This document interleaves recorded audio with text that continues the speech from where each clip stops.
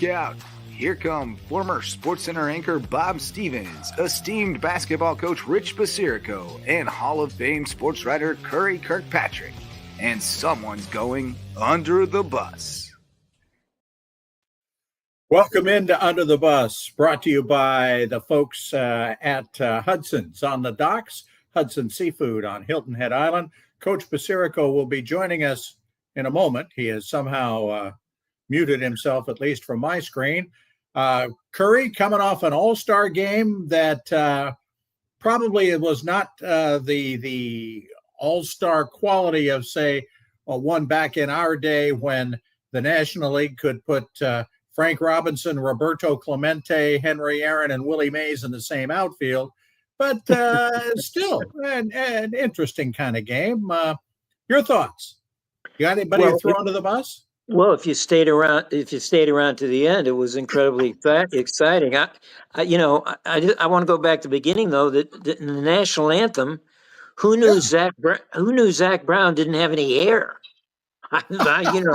He's always got his hat on, his hair's down here. What the hell? I didn't.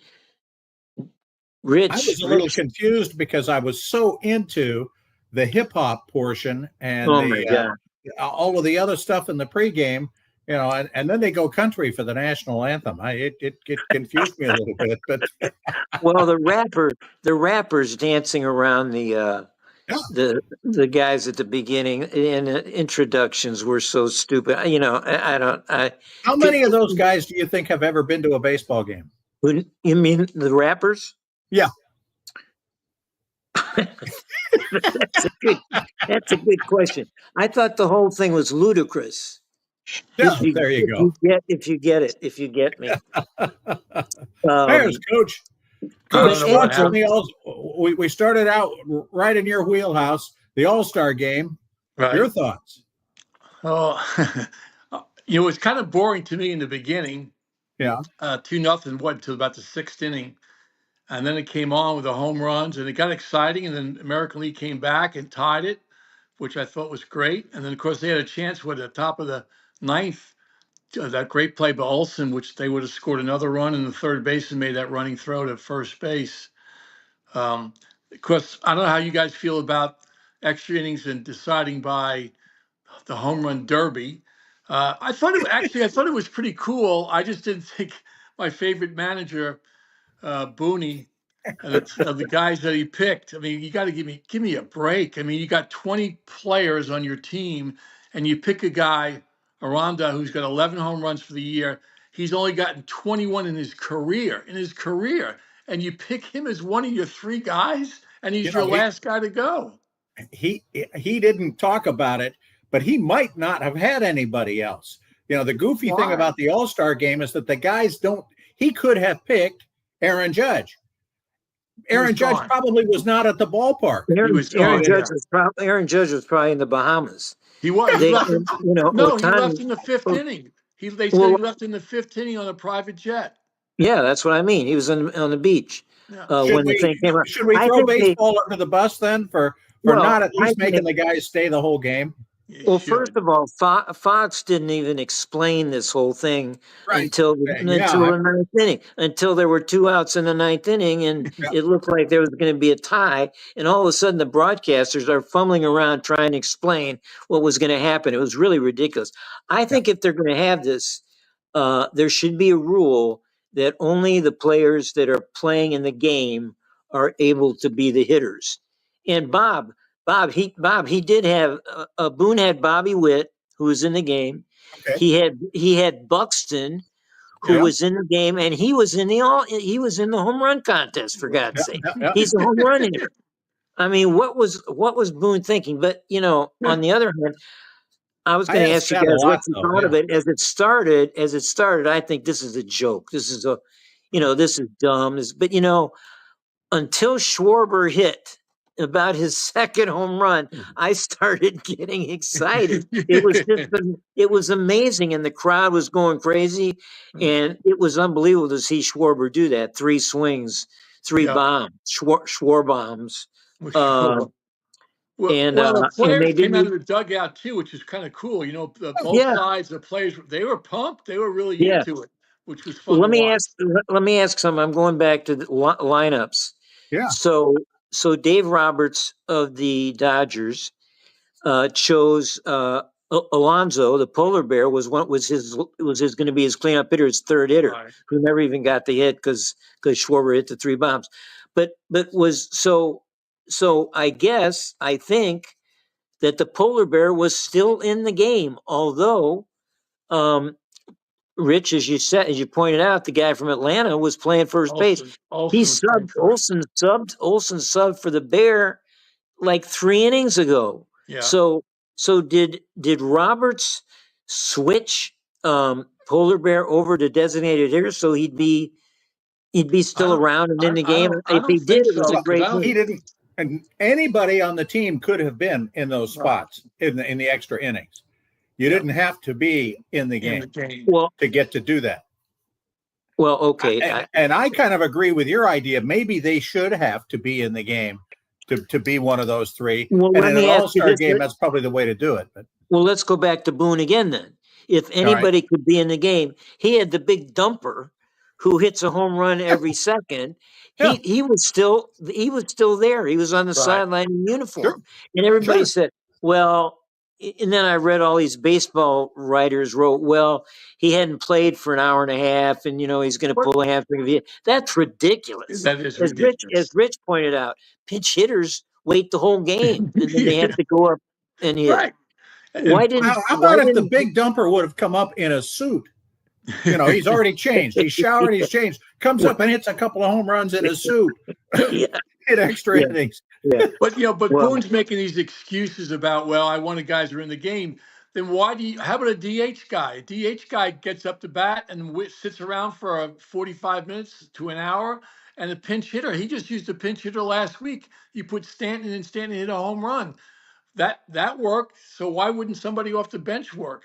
I don't. His reasoning is. Thank heavens the game didn't count for anything. I mean, it doesn't matter. Home field in the World Series didn't matter. Correct. That's probably a good thing. What'd you think about the guys being mic'd up? Well, that was great. The best was Kershaw. That was incredible. And calling his pitches. Yeah. Letting you know, okay, I'm going to go the fastball this time. And he told what's his name, the Atlanta broadcaster, he said, Smoltz, I don't have a cutter. Somebody said, I don't have that. Well, he asked Smoltz, what should I throw? And Smoltz says a cutter. He says, I don't have one of those. While he's throwing the pitch. I mean, he didn't back off and wait to talk to him. He just did it. Yeah, while he's throwing it. Yeah, and then he struck the guy out. And then the great move, Roberts came and took him out, so he get a huge ovation. I wondered why Roberts didn't let him finish the inning, though. He could have, maybe he didn't want. Except because he wanted to get him the ovation of taking him out, I think, and do all that. Yeah. Apparently, the highlight of the festivity of the whole 3 days, maybe, apparently Kershaw spoke to the team before the game and talk to them about how important it was to show up, to care, to be a part of the All-Star thing. That's great. That's that's Kershaw's more of an old school guy. He's the closest thing we have to an old school guy who was in the game. Something I thought was going to be a bigger deal than it turned out to be, but it showed a lot to me. The automatic balls and strikes. I thought it was terrific. Why don't we have it going on Friday when they start playing again? The challenges were all right. The catcher, the hitter, the pitcher, they all challenged, and they were all right. And they reversed the call. I think there was one that didn't reverse. I think there was one. Really? 5 out of 6. But I think 4 out of 5 were. They made the change, and it's fast. That's the beauty of it too. That's the beauty of it. 5 to 10 seconds, and that's it. It's just like tennis. It's just like they do in a tennis match. Yeah.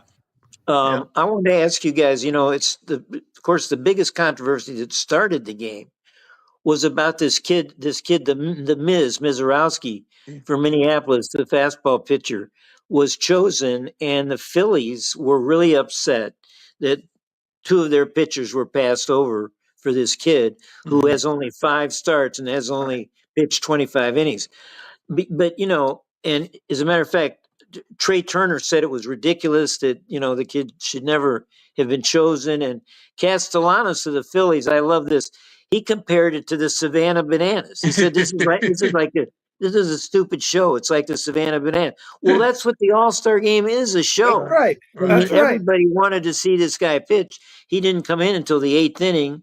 He pitched to 4 batters, but that was a huge controversy.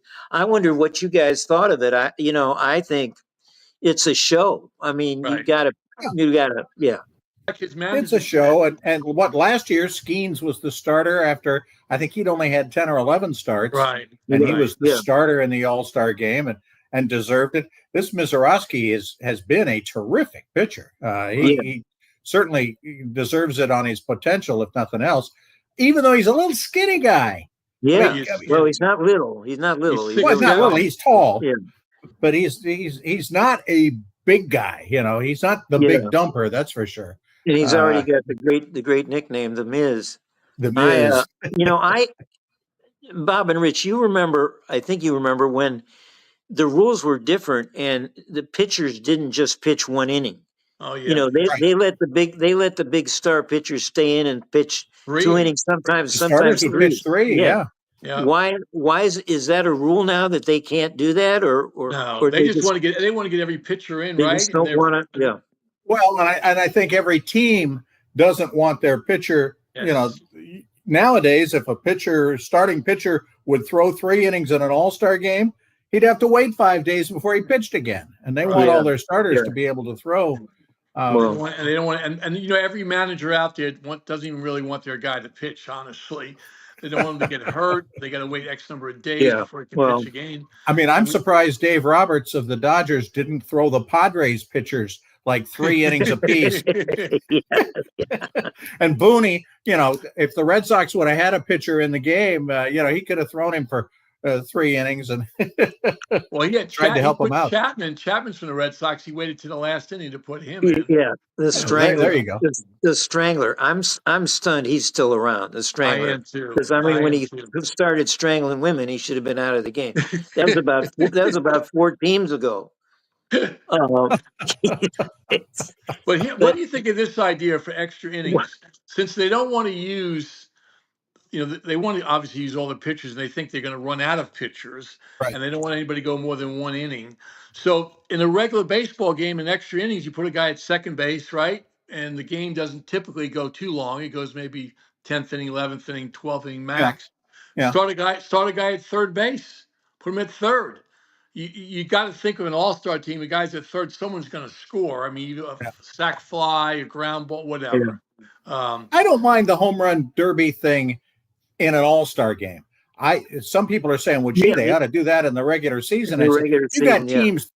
Teams are not wired to do that. The Yankees would love it because that's all they got is home run hitters. Right. The Guardians have guys that hit the ball 60 feet and try to beat it out. And or the guy Kwan that hit it 3 feet. It went 3 feet in the air. That guy Kwan, does he ever strike out? Because he's amazing at the plate. Very often. I love this guy. He's one of the best. When he got up in the 9th, I said, "This guy's going to get a hit. It's going to be a tie game. He's going to." And he did. But and I knew Whit would get a hit too. I mean, it was great. It was great stuff. The regular game, the 9 innings. But moving to another subject, speaking of the home run derby, what did you guys think? How about the dumper? I mean, the dumper had Papa Dumper pitching to him. He had Bro Dumper catching to him, and he won the thing easily. There wasn't much competition really. The dumper had 14 more home runs than anybody in the field. I mean, you got to get some competition. They've got to have Ohtani and Judge and those guys in the home run contest to make it, anything. How about Jazz from the Yankees hits 3? Yeah, well, what was he doing in the home run derby to begin with? When he came up, I thought of you, Rich, and I said that this is my under the bus guy. He's not going to get 10, and he got 3.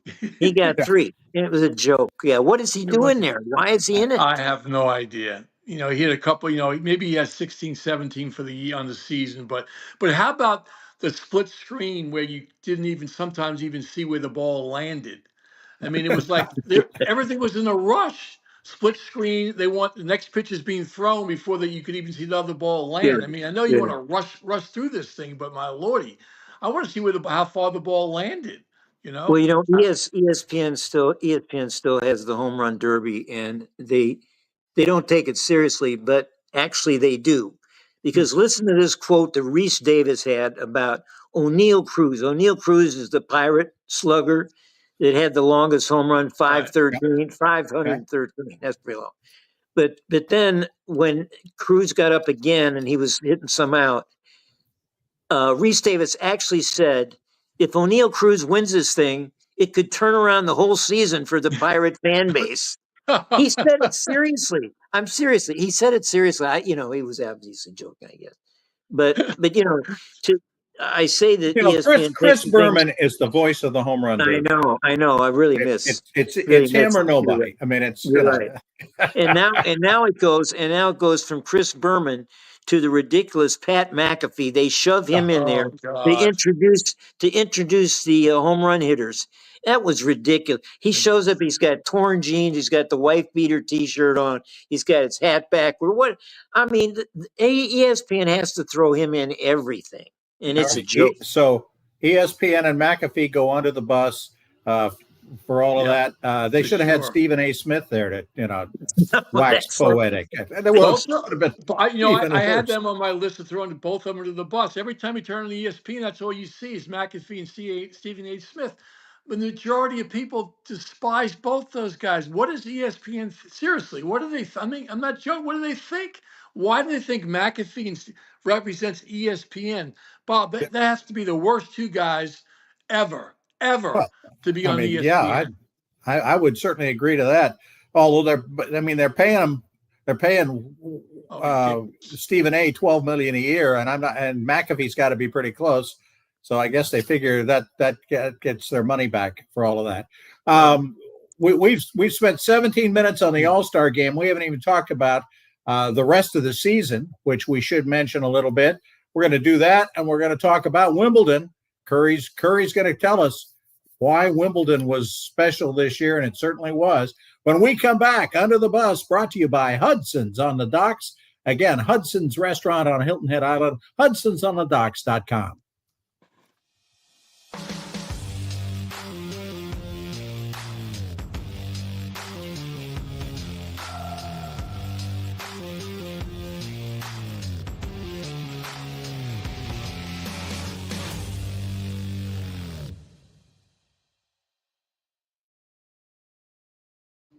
Welcome back to Under the Bus. One more quick All-Star question. Who was the winning pitcher?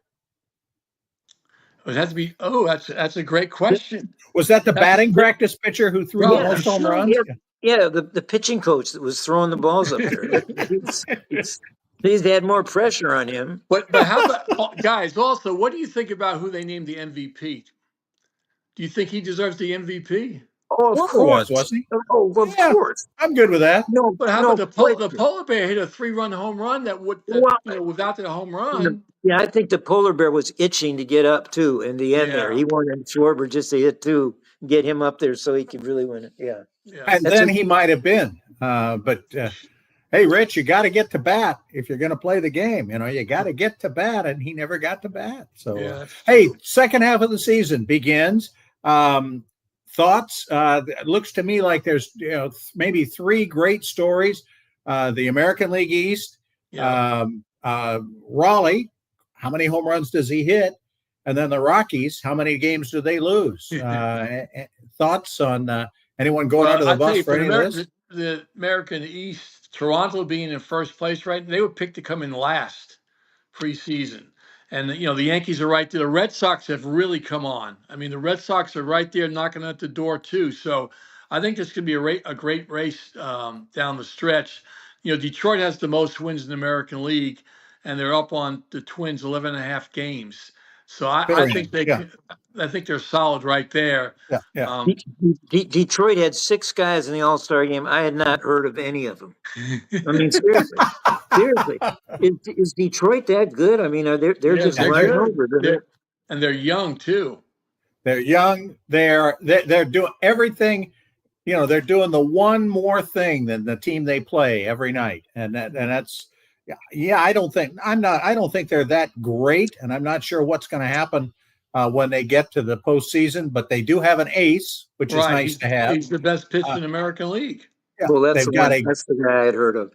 But, I hate to say it, but I think the Cubs are a great story too. I mean, they've come from nowhere with they got the two outfielders in the off season, Kyle Tucker and this guy, Pete Crow Armstrong, who was great with the microphone the other night. I was going to say, I became a Pete Crow Armstrong fan by just listening to him talk that inning. And he's a great fielder, he's an unbelievable defensive player, and now he's starting to hit too. But those two guys have transformed the Cubs in that. And I had one Cardinal in the game. In fact, he played pretty well, got a couple base hits. Hey, that's an issue. I still think every team should have a player in the All-Star game. I think we argued about this last week. Yeah, we argued last week about that. How about you? But Bob, do you think the pitcher for the White Sox was the right guy for the White Sox? His ERA is over 4.6. There's nobody else better on their team than to put that guy on the team. He might be the best they've got. They're not very good, but they do have some young kids. Then they do have some young pitchers. So, I mean, that's kind of representative of where the White Sox are. Do the Rockies break the White Sox record for losses? I didn't even look to see how many they have. Absolutely. They have 22. They only have 22 wins. Absolutely. Record. They're going to break it, don't you think? They're going to definitely. Absolutely. Absolutely. Yeah. Rich, you were a coach, and of course, you're a Hall of Fame coach because almost every team you had was really, really good.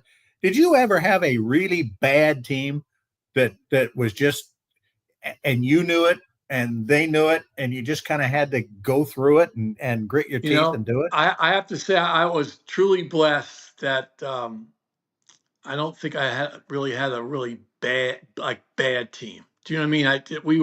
I'm not saying we were competitive. I felt every year we were competitive. Okay. Obviously there were teams better than others for sure, but I was blessed to have really good players.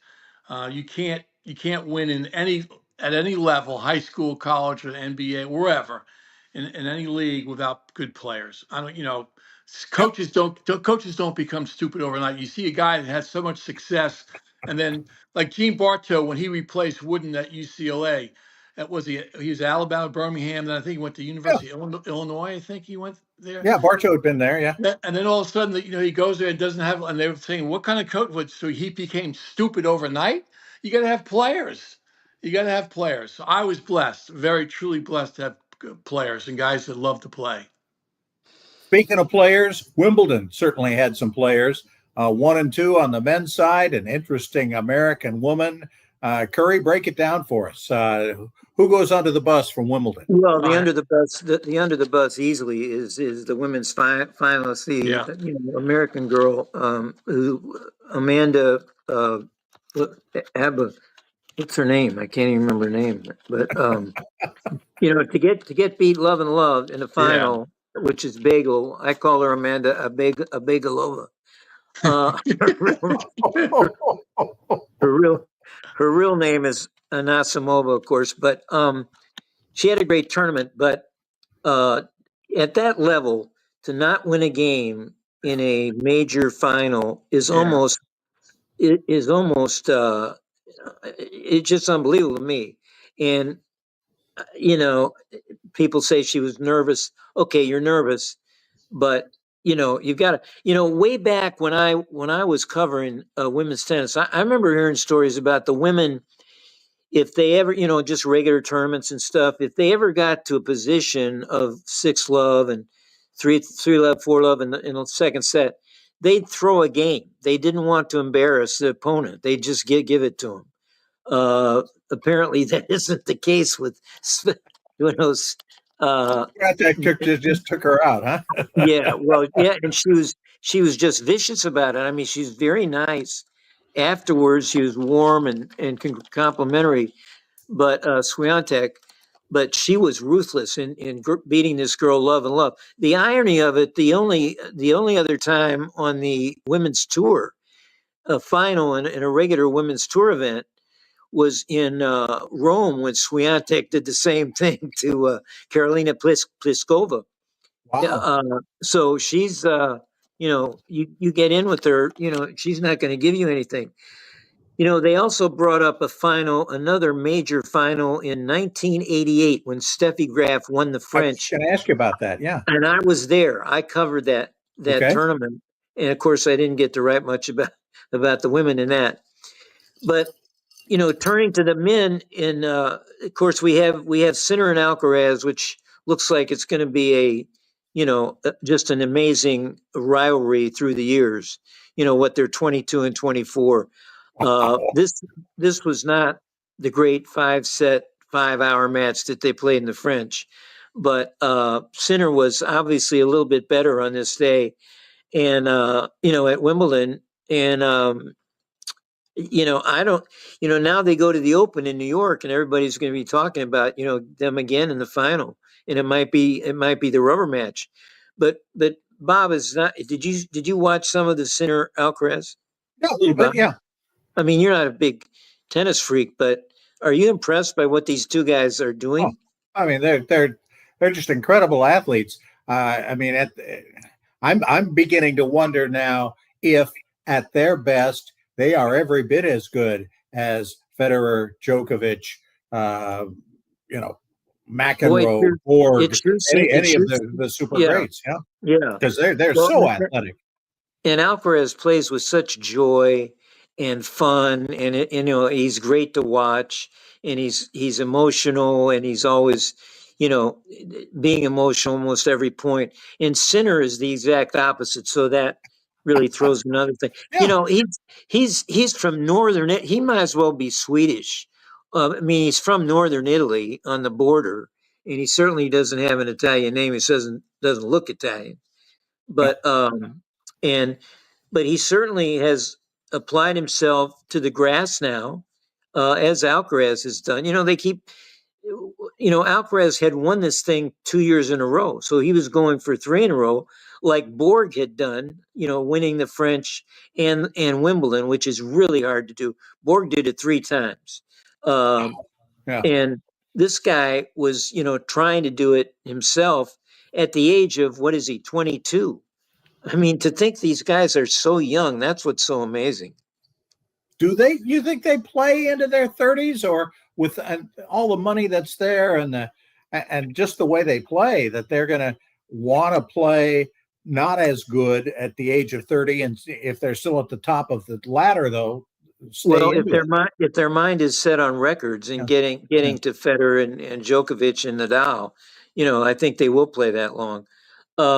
The thing about it is, Taylor Fritz played the match of his life and lost.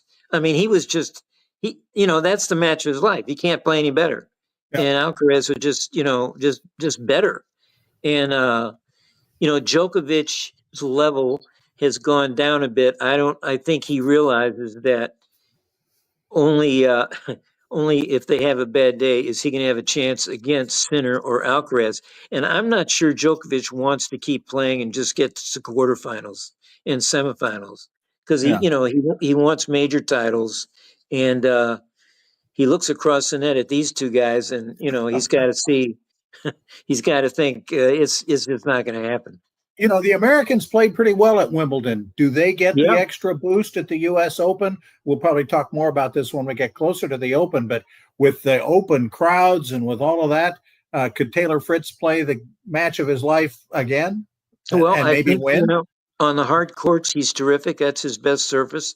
Ben Shelton, that's his best surface, I think, on the hard courts. He's the other American that did so well at Wimbledon.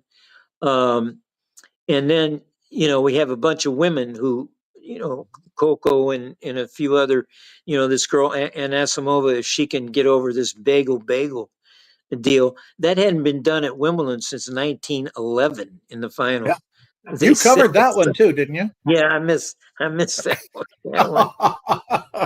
But you talk about in the semis, The only reason Anasimova was in the final because Sabalenka choked up another big match, and they played the last set Sabalenka against Anasimova. I mean, Chrissy Everett said afterward, these girls played a great match. I guess she's trying to protect them, but they were awful. It was like a choke-a-thon. I mean, the last couple of games, it was just to see how many duck hooks into the doubles alley Sabalenka was going to hit more than Anna Masova. It was just awful. And I don't, as I said, I think I've said this a couple of times.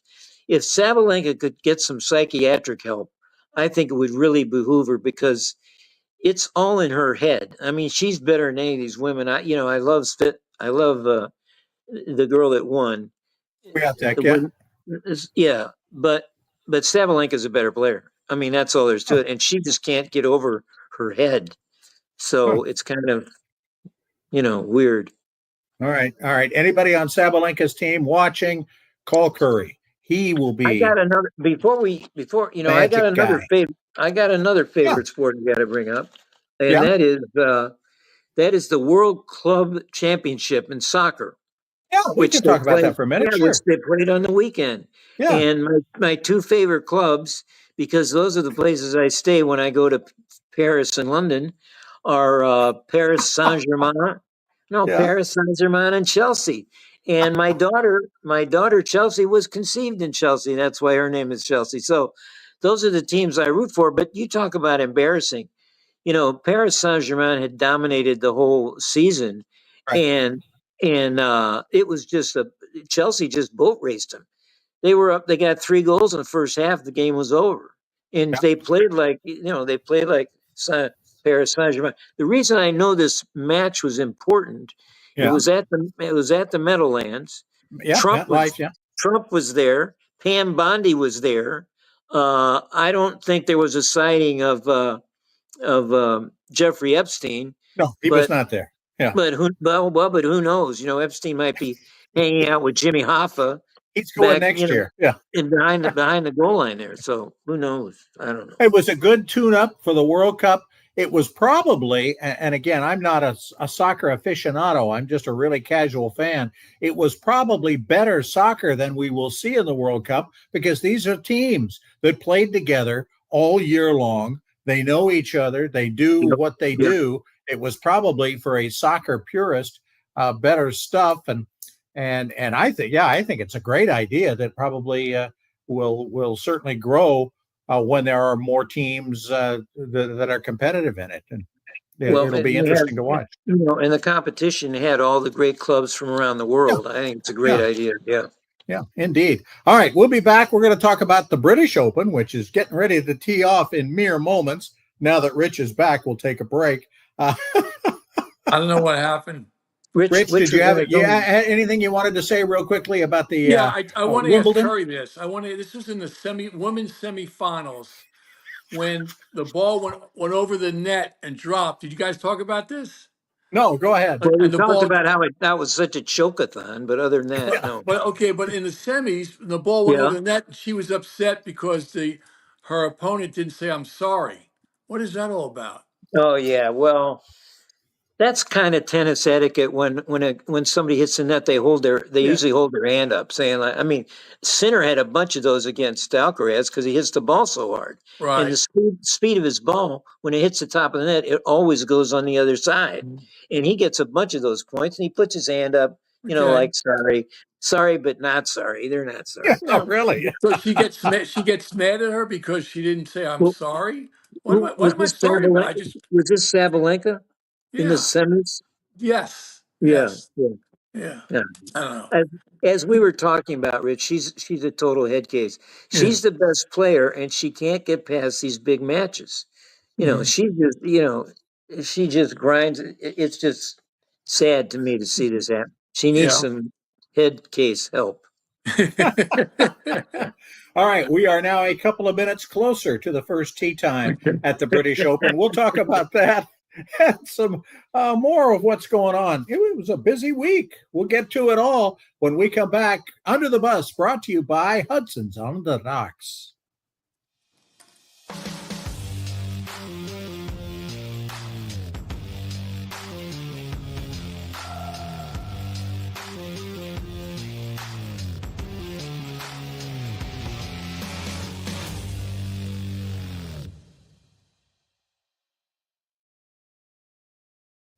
Welcome back to Under the Bus. Bob Stevens along with Curry Kirkpatrick and Rich Basirico. British Open at Royal Portrush in Ireland. It was quite the show a few years ago in 2019, I think it was, when Shane Lowry won it, an Irishman. He is back to defend. He's more the defending champ than I think Colin Morikawa is, who is actually the Open champion defender. But I think Schauffele is the defender, isn't he? Schauffele, that's right. That's Schauffele, not Morikawa. I get the two mixed up. They look quite alike. It should be great theater. Of course, what we're all hoping for is at least one day of monsoon and high winds and good stuff to just throw these guys off and make it awful. The interesting thing about the British Open, I don't know if you guys have picks or anything. Have you got your teams already, guys? This one usually is won by a really top tier player. Nobody JJ spawns the British Open. Brian Harmon might have come close a couple of years ago, but usually it's the big boys who win. And Rory he didn't just come close. He won it, didn't he? Who's that? Didn't Harmon win the thing? Yes, he won it a couple of years ago. Yeah. He didn't just come close. Yeah. Have you guys got your teams in the pool yet? Oh yeah, I do. Rich, you already got your guys? I do too. Yes, I do. Okay, who you picking? I want to know who you're picking. Well, Bob, you have what, 5? Yeah. One guy out of every 5 spots. Like how you? Right. I don't know how to explain. Yeah, So we're in the same pool. I picked Scotty to win. I took Rory, so that'll be. I mean, that's the discussion. Which one do you take? Right. And then who did you pick? Who did you pick in the last group? John Ram. You did it. Okay. Yeah, because he's not in the top 50 in the world. Right. So he's not actually in the pool, but they do give you a spot to write someone in. And, did you pick him? Did you pick him? Oh, yeah. Yeah, I did too. So everybody probably did. I'm sure we probably did. None of us snuck anyone in. Okay, I'm not in those pools, but I got Fleetwood Mac. I got Fleetwood Mac winning. Is he on any of your teams? Oh, yeah. He is on my. Yes, I took him. Did you take him, Rich? Tommy Fleetwood? No, I did not pick him. Oh, come on. Fairway Jesus is. I think Fairway he's. Jesus. I'll tell you. First of all, such a great nickname. I don't think Scotty or Rory, either one's going to win. Did you see the commotion over Scheffler's interview yesterday? Yes. Scheffler did this 5-minute thing about his mindset going in, and everybody he's being like a psychoanalyzed. Well, all he said basically was he would choose family over his career. Right. I mean, everybody said that's such a big deal. I didn't understand this. It was so boring what he said. The golf media, of which there is unfortunately way too little of anymore, but they love anything that can get them going, anything that can, like, tee them up, and they will all jump in on the same little bitty controversy and blow it all out of proportion. And they haven't had anything else to talk about. I'll bet in the tabloids. Of course, I love the tabloids in London. They're so great. We're on the Open in Wimbledon. But I'll bet a tabloid headline for Scheffler's thing was "Scotty blows his mind." Would have been a great headline for that press conference. It'll be good stuff. I'm looking forward to watching it as much for the scenery as anything else. I watched quite a bit rather than watching Wimbledon, which I should have been. I've watched quite a bit of the Scottish Open and played not near where my daughter went to school, and so it's just neat to see that part of the world. Who won the Scottish Open? The Scottish Open was won by Chris Gotterup, a kid nobody's ever heard of, who went to a couple of different colleges. He ended up at Oklahoma, but he went to one of the maybe North Carolina or Virginia schools before that. And he was paired with Rory on the last day, and they were tied, I think. And if they weren't tied at the tee off. They were tied after our first couple of holes, and he beat him. He beat Rory straight up in Scotland, and held him off to win. And he had only won one other time. That was at Myrtle Beach in an opposite field event. So it was a big win. Is he American? Yes, Chris Gotterup. Yeah, I didn't even hear anything about this. Well, you were watching Wimbledon. That's right. No. We're covering it all here, right? We all had our jobs to do. Rich was watching baseball, and you were doing that. All right. Let's see. Let's talk about. I've got one other golf note while we're on it. Wyndham Clark has been banned from Oakmont until he pays for the damages, which I can't believe he didn't write that check the next day. He has to pay off the debt. He's got to go under counseling, and he's got to say sorry. And he's got to donate money to charities. Yeah. Yes. Yeah. He's got to donate. The money part's easy. How soon you guys forget? I threw him under the bus a couple of weeks ago when he did it. Because and he blew up the clubhouse, but he also did some things at some other tournaments too. He's been a bad boy for a couple of years. He's been a bad boy, and the only thing it matters. I mean, normally it wouldn't matter. I mean, it's a U.S. Open site. They only come back there every whenever. Well, they are coming back to Oakmont in 2033. Wyndham Clark will still be exempt then, but right now he's got to do some stuff. Well, Oakmont won't let him in. That would be good. I think that would be an arrest that would be much better than Scotty's last year in Louisville. Anybody else? Wild, Bob. Huh? These golfers are wild.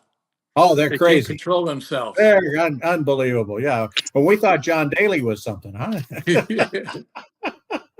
By the way, John Daly will be teeing it up, I think. He's got an exemption, and I think it's only 65. So he'll be at Portrush. They tee off at Eastern time, 2:30 in the morning. You gonna wake up and watch? I'll be there. I'll be there soon after. That's Bob T. to Green. He'll be there. Yeah. I will be watching because it will be great theater.